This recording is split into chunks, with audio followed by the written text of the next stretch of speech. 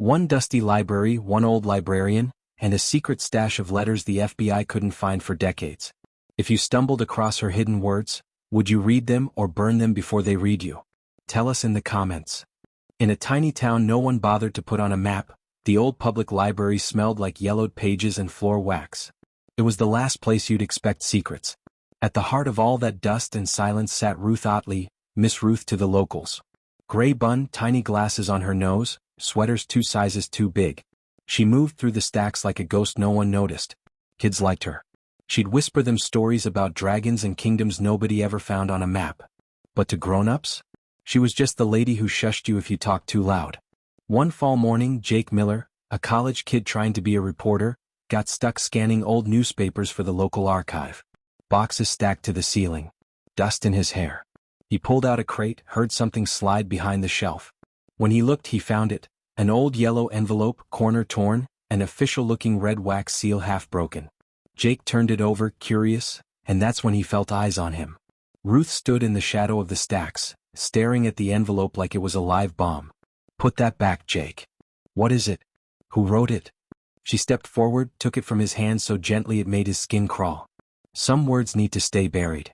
She slipped it into her sweater pocket, turned and was gone. Jake couldn't help it. He needed a scoop, something real. Next day he slipped in before Ruth showed up. Behind another shelf he found a second envelope, older, brittle. Inside, one page, handwritten, dated 1974. "When shadows grow close, lock the door. File 7B is still with me. R." Jake's pulse raced. File 7B? What was that? Why did it sound like a Cold War movie? He snuck into the basement. More boxes, old furniture, rusty cabinets. One cabinet's drawer had a brass tag, 7B. Jake's heart jumped. He pulled, empty. Except for dust. Footsteps behind him. Jake turned. Ruth stood there, flashlight beams slicing through the dark. "Jake. Some drawers should stay shut." He stammered. "Who are you? What is this?" She gave him a sad smile. "Sit, kid. Might as well know who's been keeping your secrets safe all these years." She led him to an old furnace room, long, cold, filled with crates nobody opened in decades. Ruth cracked open a battered metal box. Dozens of envelopes, stamps from decades ago. Some military, some with nothing but initials. People needed a safe place to hide dangerous words. So they gave them to me. Letters, files, truths too risky to mail. I kept them here. Sometimes even the FBI couldn't find them. Jake flipped through them. Code names, dates, signed RO on some. One read, Operation Hayes, witness, RO. Jake's hands trembled. "You were a witness?" Ruth just shrugged. "I was someone no one looked at twice. Best way to hide in plain sight." Outside, tires crunched gravel. Headlights washed over old glass. 2 men in dark suits stepped out, black car, tinted windows.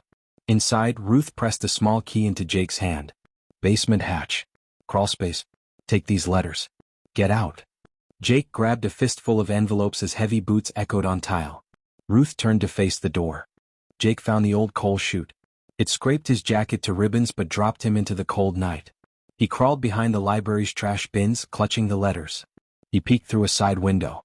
Ruth sat at her old checkout desk like nothing was happening. The suits towered over her. He couldn't hear what they said, but he knew whatever they wanted, they wouldn't find it. Ruth turned her eyes to the side door, met Jake's stare through the dark. Her lips barely moved. "Run."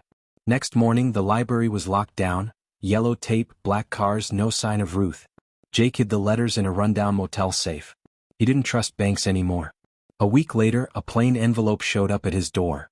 Inside was just one line, scrawled in shaky cursive. "Some words hide. Some words find you. Now they're yours. R." Jake never went back to that library.